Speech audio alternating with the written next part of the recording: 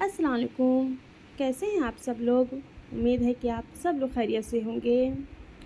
تو ناول شروع کرنے سے پہلے میں آپ سب لوگ کو سوری بولنا چاہوں گی، کیونکہ یہ ناول بہت زیادہ ٹائم ہو گیا ہے، لگ بھگ 1 منتھ تو ہو ہی گیا ہے کہ یہ میں ناول اپلوڈ نہیں کی ہوں، کیونکہ میرے اس چینل پہ تھوڑی سی پرابلم آ گئی ہے، تھوڑی سی نہیں بہت زیادہ پرابلم آ گئی ہے، جس کی وجہ سے میں ناول اپلوڈ نہیں کر پا رہی ہوں۔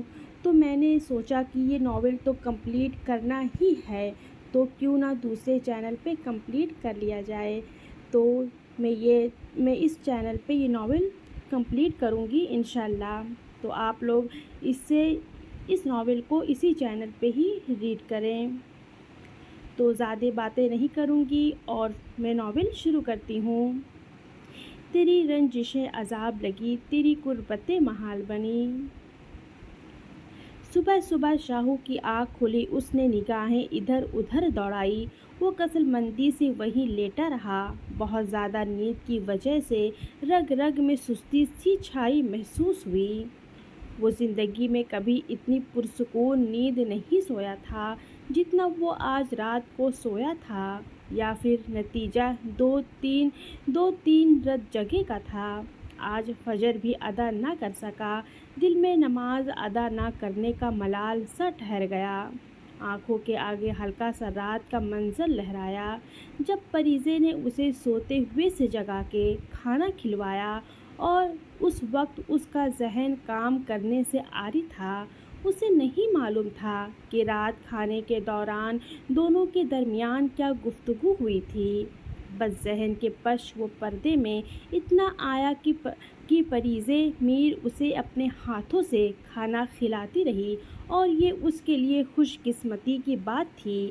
اس کی ہمسفر اس کی وفادار اور ہمراز تھی۔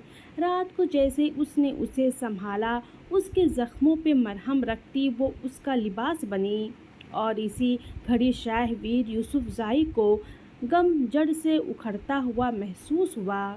جس طرح اس نے چاہت و محبت، نرمی خلوص و فکر سے اسے سنبھالا، شاہ ویر کی تمام شکوے اس کی محبت سمندر میں بہہ گئے۔ بدگمانی تو خیر پہلے بھی تھی، ایک دکھ تھا اور کچھ وجوہات تھی جو دیکھتے ہوئے سوچتے سمجھتے پریزے کو حالات و واقعات کی نہج پہ چھوڑا تھا۔ وہ تو اس کے بچپن کی محبت تھی، جس پہ وہ اپنا آپ تک قربان کر سکتا تھا۔ پریزے میر کی جگہ اگر کوئی دوسری عورت ہوتی تو اسے دلی وابستگی اختیار ہی نہ رکھ پاتا، کیونکہ اس کے نزدیک اس کی عزت نفس اس کے جذبات سے زیادہ مضبوط تھی۔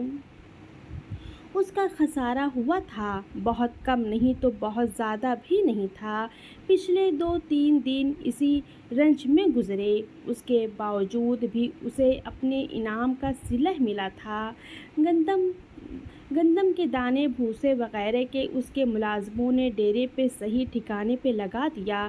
اب وہ اپنے کام سے تقریباً مطمئن ہو گیا۔ اب اگلا سفر بیلی پور کا تھا، جن کا کام اختتامی مرحلے پہ تھا۔ مختلف سوچوں کے پنچھی کو قفس سے رہا تو نظر اپنے پہلو پہ پڑی، پریزے میر پہ پڑی۔ وہ اس کی ہی طرف کروٹ لیے گہری نیند سو رہی تھی، چہرہ ہر قسم کے سوچوں سے آزاد پرسکون تھا۔ وہ اسے دیکھتا رہ گیا، اس کی طرف کروٹ بدلے لیٹ گیا، کیونکہ وہ اس کا سارا دھیان گہری خاموشی کے باوجود بھی اپنے جانب مبذول کروا گئی۔ سوتے ہوئے چہرے پہ ایک الگ سی ملاحت کا پیرا تھا، گزرتے وقت کے ساتھ سمجھداری کا عکس چہرے پہ نظر آتا، جس میں بے وجہ خواہشات کے اصول والی پریزیں نظر نہ آتی۔ اس کی ذات میں بہت ساری تبدیلیاں شاہ ویر یوسف زائی نے ان گزرے دنوں میں بغور دیکھی تھی۔ اسے شرارتوں سے گھری لڑکی نے اپنے اوپر خاموشی کی چادر اوڑھ لی تھی۔ اس کی ایک خامی یہ تھی، وہ ابھی تک جذباتی تھی۔ ابھی کچھ وقت ہوا جب اس کے وجود میں ہلچل ہوئی۔ شاہویر اسی پوزیشن میں لیٹا اسے دیکھتا رہا، جو آنکھیں بند کرتی سستائی ہاتھوں کو راحت پہنچانے کے لیے حرکت دی تو ہاتھ خود بخود اس کے کشادہ سینے سے ٹکراتے اس کے تھوڑی پہ ٹک گئے۔ شاہویر کھلی آنکھوں سے دیکھتا رہ گیا۔ پریزے کے اس بے اختیارانہ عمل نے شاہو کی عقل و سماعت کو اچھا خاصا مفلوج کر ڈالا۔ مقابل کے ہاتھ اس کے پورے چہرے پہ رقص کر رہے تھے۔ وہ سانس روکے اسے دیکھتا رہا۔ پریزے جو میٹھی نیند سے آزاد ہوئی تو آنکھیں واہ کرتی اس پہ پڑی اور پھر بنا پلکے جھپکے شاہویر کو دیکھتی رہ گئی، جس کے چہرے پہ دبی دبی مسکراہٹ کا پیرا تھا۔ اس کا ہاتھ ابھی شاہو کے چہرے پہ تھا۔ ہوش و حواس کے بیدار ہوتے ہی اس نے ہاتھ پیچھے کھینچے اور اپنی نافہم سی حرکت پہ سمٹتی پیچھے ہوئی۔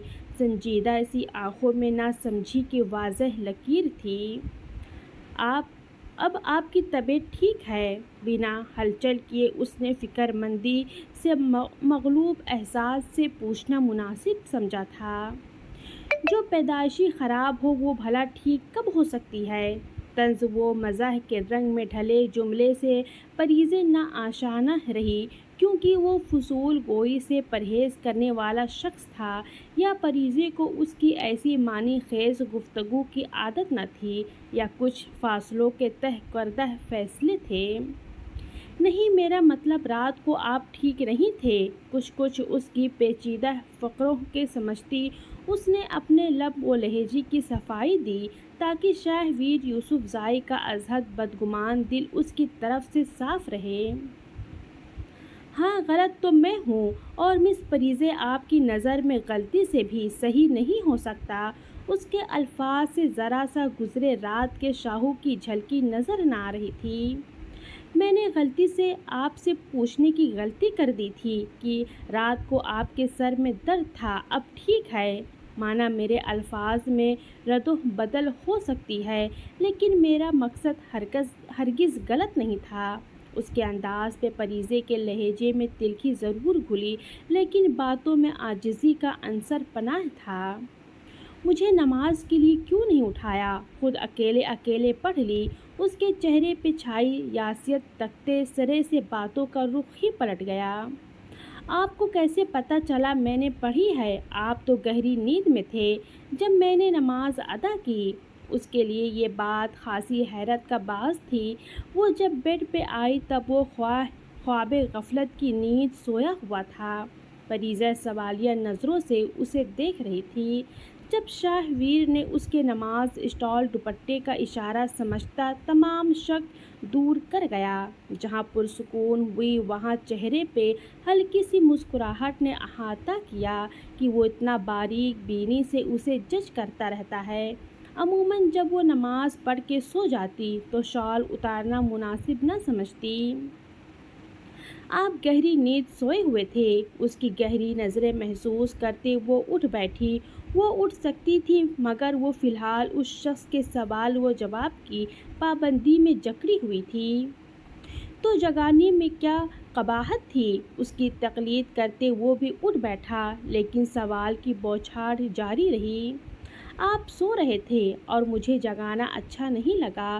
شال اتارتے جھکے سائڈ دراز سے کلیچر نکالے بالوں کو جوڑے کی شکل میں باندھتے اس نے نہایت مصروفیت سے جواب دیا۔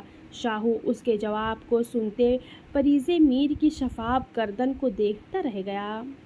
تمہیں مجھے جگانا اچھا نہیں لگا، یا میں سوتے ہوئے لگ ہی اتنا پیارا رہا تھا؟ عام سا انداز میں اس کے سوال میں جواب کو سنتے پریزے کا حرکت کرتا ہاتھ کچھ پل کے لیے رکا، کیونکہ وہ اس کی رگ محبت پہ ہاتھ رکھ چکا تھا۔ مجھے رات کو بخار ہوتا یا میری طبیعت خراب ہو جاتی تو کیا آپ صبح مجھے نماز کے لیے اٹھاتے یا میری پرسکون نیند کو دیکھتے اپنا ارادہ ترک کر دیتے؟ دوپٹہ کندھوں پہ رکھتے رخ پلٹے وہ پوچھے بنا نہ رہ سکی۔ میں اٹھاتا، کیونکہ کچھ پل کے توقف کے بعد گہرا سانس لیتے اس نے بتایا تھا یا فیصلہ کیا تھا، وہ سمجھ نہ پائی۔ کیوں؟ اس کا ذو معنی بات آدھا ادھوری چھوڑنے پہ سوال خود بخود لبوں کا حصہ بنا۔ کیونکہ مجھے بالکل گوارا نہیں تھا کہ میری بیوی کے دل میں دن بھر نماز ادا کرنے کا ملال رہے اور وہ اپنے رب کے حضور شرمندہ ہو۔ یہ کہہ کے پریزے کو ساکت و سامت چھوڑتا کمفرٹ ہٹائے اٹھ کھڑا ہوا، جبکہ پریزے کے دل میں شرمندگی کا جذبہ ابھرا۔ وہ تیزی سے اپنے کپڑے الماری سے نکالتا چپل پہنتا باتھ روم چلا گیا تھا۔ مما، بیجا بیجا پھپھو، ذوحان سیڑھیوں سے اترتے توتلی آواز پکارتے کچن کی ڈور میں کھڑا صدائے لگا رہا تھا۔ جی میرے بچے، زرمینیں بار بار اس کے ایک ہی رٹ سنتی اس کی طرف متوجہ ہوئی۔ ارم صبح صبح ڈیوٹی پہ چلا گیا تھا، عذرا بھی یونیورسٹی گئی ہوئی تھی، اس کا MBA کا لاسٹ سیمسٹر تھا، اس لیے گھر کی ذمہ داریاں اس پہ پڑ گئی جنہیں وہ احسن طریقے سے نبھا رہی تھی۔ انابیہ بیگم ابھی تک سو رہی تھی۔ گھر میں سناٹے کا راج تھا، مگر اس خاموشی بھرے ماحول میں ذوحان کی آواز رونق کا باعث بنی ہوئی تھی۔ مما، بیجا پھپھو چھوٹی چھوٹی انگلیوں کو موڑتے پریزے کا پوچھ رہا تھا۔ زرمین نے اس کی معصوم حرکت دیکھتے ہنس دی۔ پراٹھے بناتی زرمین اس کی بے تابیوں کو بغور دیکھ رہی تھی۔ پریزے نے اسے لاڈ کی ایسی عادت ڈالی کہ وہ اسے بھول ہی نہیں پا رہا تھا۔ آج آ جائیں گی ہانی کی پھپھو؟ زری اسے چھوٹی چھوٹی باتوں میں الجھائے ہوئے تھی تاکہ وہ اس کی نظروں کے سامنے ہی رہے۔ ناشتہ بنا کے اس نے فیڈر ذوحان کو پکڑایا اور خود پریزے کو فون ملایا، مگر نمبر مصروف جا رہا تھا۔ اسے پریشانی لاحق ہوئی تھی۔ آج 15 دن ہو گئے اس کی لیٹ نائٹ شفٹ کو۔ وہ رات کو دیر سے ریسٹورنٹ سے آیا کرتی تھی۔ ریسٹورنٹ کا اونر بہت سخت گیر انسان تھا جو ذرا سی کوتاہی نہیں برداشت کر سکتا تھا۔ موسم بدلتے ہی یہاں کے رہائشیوں کی ڈیمانڈز مزید بڑھ رہی تھی۔ رات گئے تک یہاں شور گل بچے کپل آتے جن کی وجہ سے وہ اور زیادہ مصروف ہو گئی۔ اس کی آمدنی تو کافی اچھی تھی مگر کام بھی بہت رسکی تھی۔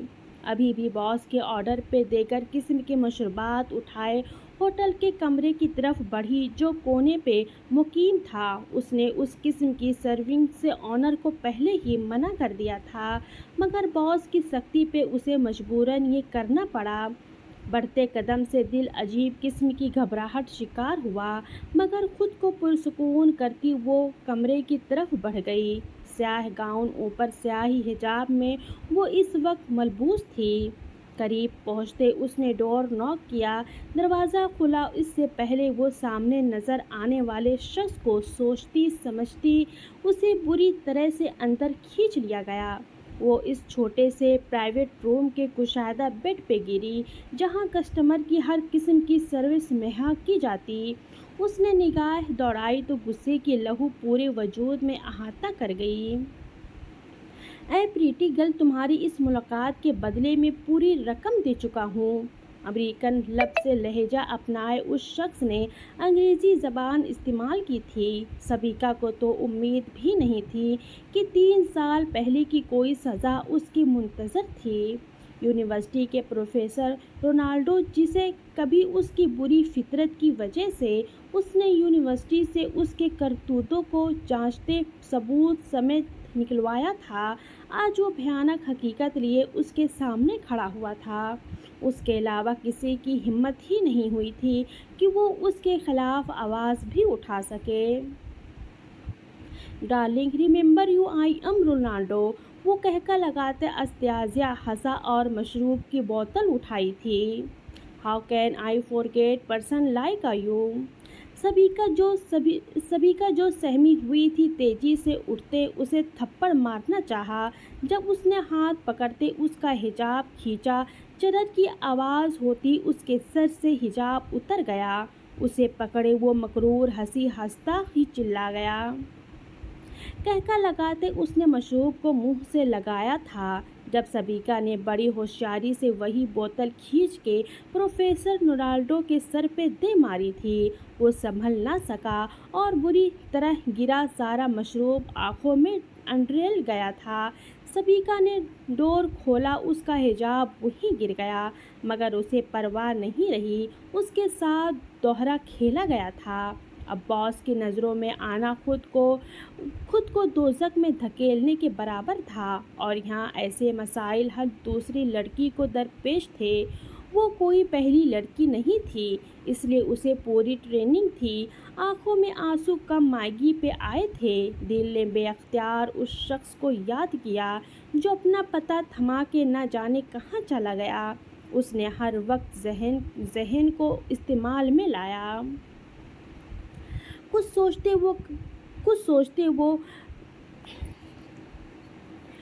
سوچتے وہ بڑی بیزاری سے اس نے وائر کے ساتھ چھیڑ چھاڑ کی۔ اس کے ایسا کرنے سے تمام طرف اندھیرا ہو گیا، میوزک سسٹم بند ہو گیا۔ وہ تیزی سے نیچے کی جانب بھاگی، کوئی اس کے پیچھے بھاگ رہا تھا، مگر وہ اندھا دھند ہر چیز کو بھلائے بھاگتی جا رہی تھی۔ اس ریسٹورینٹ میں ایک دفعہ پھنس جانے کا مطلب خود کو گہری کھائی میں گرانا تھا، جو اسے ہرگز گوارا نہیں تھا۔ سڑکوں پہ رش بڑھتا جا رہا تھا، وہ اندھا دھند بھاگ رہی تھی۔ کتنی دفعہ وہ منہ کے بل گری تھی۔ اس کے پاس اس ملک کی نیشنلٹی نہیں تھی جو وہ آزادی سے یہاں رہ پاتی، نہ اس کے پاس کوئی اور ٹھکانہ تھا۔ تقریباً آدھے گھنٹے بعد وہ اپارٹمنٹ میں پہنچتے ہی نڈھال ہو چکی تھی۔ یہ زندگی تھی، یہاں بچانے کے لیے کوئی ہمدرد غم گسار نہیں آنا تھا۔ بار بار نعمتیں کہاں ملا کرتی ہے، اس نے حاصل کو خود اپنے ہاتھوں سے ٹھکرایا تھا، اب لا حاصل کو رو رہی تھی۔ اسے وہ شخص یاد نہیں آیا، نہ جانے کیوں اس کی محبت یاد آ رہی تھی، جن محبتوں کے لیے وہ ساری زندگی ترستی رہی تھی۔ اپارٹمنٹ کے تمام دروازے بند کیے، وہ اپنے روم میں گپ اندھیرا کیے اپنی زندگی کے پہلو کو سوچ رہی تھی۔ اس کے شخص کے زندگی میں داخل ہونے تو ہلچل نہیں مچائی، مگر اس کا جانا بہت کچھ برباد کر گیا تھا۔ اللہ حافظ۔